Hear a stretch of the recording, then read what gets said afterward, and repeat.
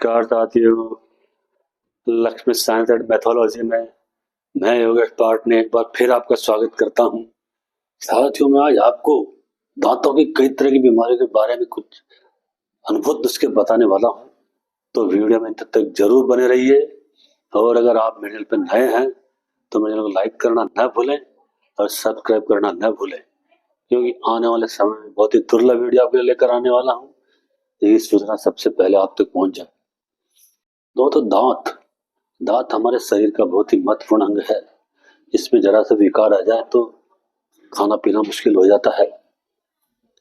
दोस्तों, की कमी, दांत की जो बीमारियां है उसका कारण है कैल्शियम की कमी, पोषण की कमी, ठंडे पानी के ऊपर तुरंत गर्म पानी पी लेना, गर्म के ऊपर ठंडा पी लेना, तो भोजन करने के बाद कुल्ला न करना, दांत अच्छी तरह से साफ न करना, ये कई तरह की बीमारी पैदा करते हैं। दोस्तों, दांतों की बीमारियों के लिए आपको जो आज व्यंजन बताने वाला हूँ वो इतना कारगर है कि आपके दांतों मसूड़ों में सूजन हो, उसमें खून आ रहा हो, कमजोर हो, दांत आपके मुंह से बदबू आ रही हो, दांत आपके पीले हो, दांत कहीं से हिल रहे हो, तो उनका ये बहुत ही रामबाण और सटीक नुस्खा है। इसके लिए आपको लाना है 4 चीजें: सरसों का तेल, सेंधा नमक, हल्दी पिसी हुई और फिटकरी।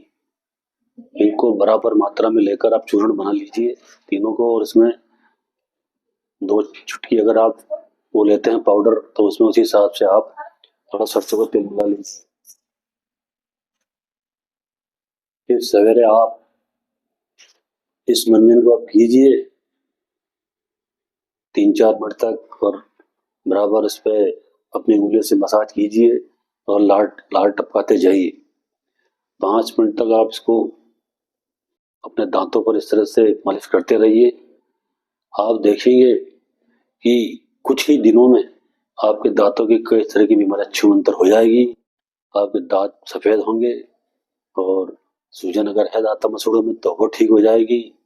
दांत हिलते हैं तो वो बंद हो जाएंगे। दोस्तों, बहुत ही रामबाण नुस्खा है। इसके अलावा आप अगर किसी के मसूड़ों में खून आ रहा है तो पके अनार का अगर जूस पीता है तो उससे भी मसूड़ों से खून आना बंद हो जाता है। खाने में अगर रोज नियमित मूली का सेवन करें तो उससे दांत मजबूत होते हैं। इसके अलावा दांतों के लिए मैं आज आपको एक प्राणायाम भी बताता हूँ, कपालभाति प्राणायाम। ये भी दांतों के लिए और पेट की कई बीमारियों के लिए काफी रामबाण है। इससे दांतों में अगर आपके जो घिस जाते हैं आपके दांत, अब जड़ से अगर कपालभाति करते हैं तो उससे भी दांत वापस आपके सही हो सकते हैं और हुए हैं। तो कपालभाति प्राणायाम भी आपको 5 मिनट रोज करना चाहिए।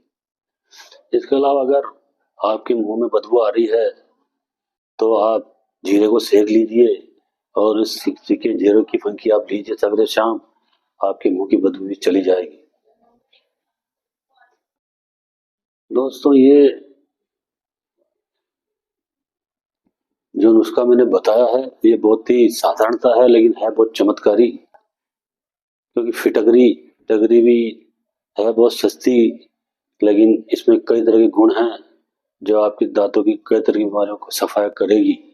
हल्दी एंटीबायोटिक है। सेंधा नमक में भी अपने आप में कई तरह के गुण हैं, और जब सरसों के ताल इसका मिक्सचर हो जाता है तो इसमें और भी इसकी गुणवत्ता बढ़ जाती है और इसके फायदे बढ़ जाते हैं।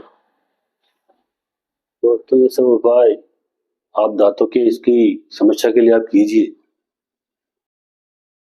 दोस्तों, जब दांतों में समस्या होती है, दांत सेंसिटिव हो जाते हैं, कई बार आप ठंडा पानी पीते हैं तो बहुत दांतों में सनसनी होती है, हम कुछ खा नहीं पीते, पी नहीं पाते, दांत हिलने लग जाते हैं तो भी खाने में दिक्कत होती है। तो इससे ये जो नुस्खा है इससे आपके दांत भी मजबूत होंगे, दांत हिलते हुए बंद हो जाएंगे, मसूड़ों में सूजन हो तो दांतों में सूजन है तो वो ठीक होगी। बहुत ही अद्भुत नुस्खा है, आप इसको कीजिए। और इसके अलावा खाना खाने के बाद दोनों समय आप अपने मुंह को जरूर कुल्ला करें, अच्छी तरह से दांतों की सफाई करें, क्योंकि अगर रात को खाना खाकर हम सो जाते हैं, हमारा मुंह अच्छी तरह से साफ नहीं होता, कुल्ला नहीं करते हैं, तो वो जो अन्न के कण हैं वो दांतों में लगे रह जाते हैं, इससे हमारे दांतों में कई तरह की बीमारी पैदा होती है।